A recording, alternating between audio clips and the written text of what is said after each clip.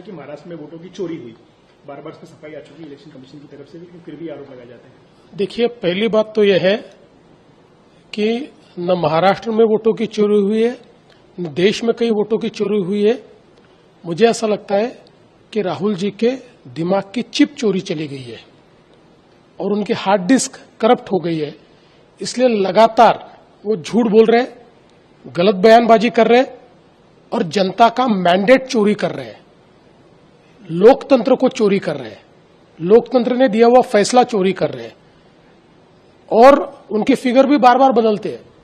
पिछले समय का महाराष्ट्र में 75 लाख वोट बढ़े, अब का 1 करोड़ वोट बढ़े। महाराष्ट्र के वोटों के बारे में पूरे फैक्ट्स एंड फिगर्स के साथ हमने उनको जवाब दिया, उसके ऊपर वो जवाब नहीं दे पाए।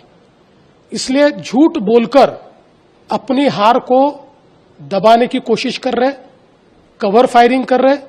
उनको पता है आगे भी हारने वाले हैं, तब वो बोलेंगे मैं तो पहले कहता था।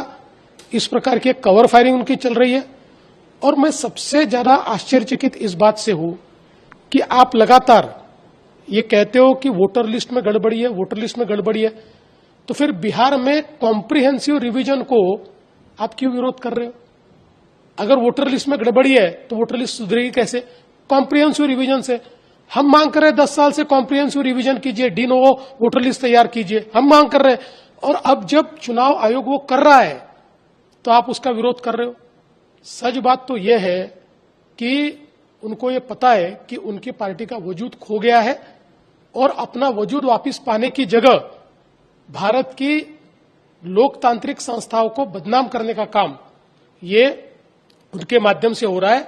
मैं इसका धिक्कार करता हूं और जनता उनको वापस अगले चुनाव में इसका सबक सिखाएगी।